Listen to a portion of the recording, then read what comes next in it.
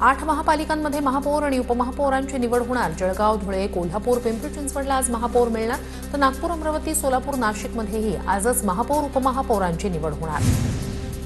नाशिकमध्ये भाजपच्या नगरसेवकांना गटनेत्यांकडून व्हीप जारी। भाजपच्याच महापौर उपमहापौर पदाच्या उमेदवारांना मतदान करण्याचे आदेश।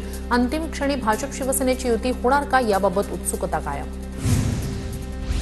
नाशिकमध्ये अजित पवारांच्या राष्ट्रवादीचा भाजपला बिनशर्त पाठिंबा, तर शिंदेची शिवसेना भाजपसोबत जाणार की विरोधात बसणार याबाबत सस्पेन्स कायम। भाजप आणि शिवसेनेकडून अर्ज दाखल करण्यात आल्यानं उपमहापौर पदाचा तिढा कायम।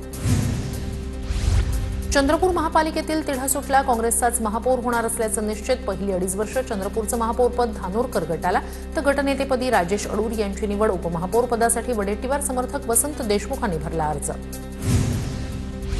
चंद्रपूर पालिकेतील गट नोंदणीसाठी काँग्रेसनं वेळ मागितल्याची माहिती। काँग्रेसचे 27 नगरसेवक एकत्रित गट नोंदणी करणार असल्याची माहिती। आज गट नोंदणी होण्याची शक्यता। पवार कुटुंबियांची आज पुन्हा सहयोग निवासस्थानी बैठक। संपूर्ण पवार कुटुंबीय आज पुन्हा एकदा एकत्र चर्चा करणार।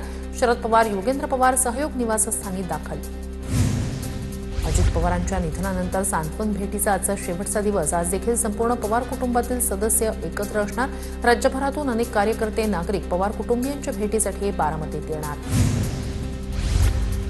दादा गेल्यानंतर तटकरेंनी गलिच्छ राजकारण सुरू केलं। दादांची राख विझली नव्हती। सुनेत्रा पवार यांना शपथ घ्यायला लावली। शरद पवार ताबा घेतील असं तटकरेंना वाटलं। शिवसेनेचे नेते रामदास कदम यांची सुनील तटकरेंवर जहरी टीका। अजित पवारांच्या विमान अपघात प्रकरणात क्लीन चिट देऊ नये। अजित पवारांच्या विमान अपघाताची सखोल चौकशी व्हावी। काँग्रेस प्रदेशाध्यक्ष हर्षवर्धन सपकाळ यांची सरकारकडे मागणी।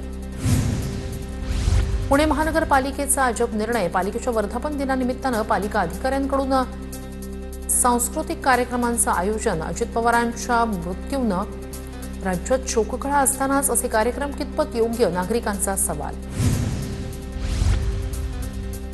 राष्ट्रवादीच्या विलिनीकरणाची चर्चा अजित पवारच पुढे घेऊन जात होते। निलेश लंके यांची प्रतिक्रिया। तर काही नेत्यांना राजकीय अस्तित्वाला धोका निर्माण होईल असं वाटलं।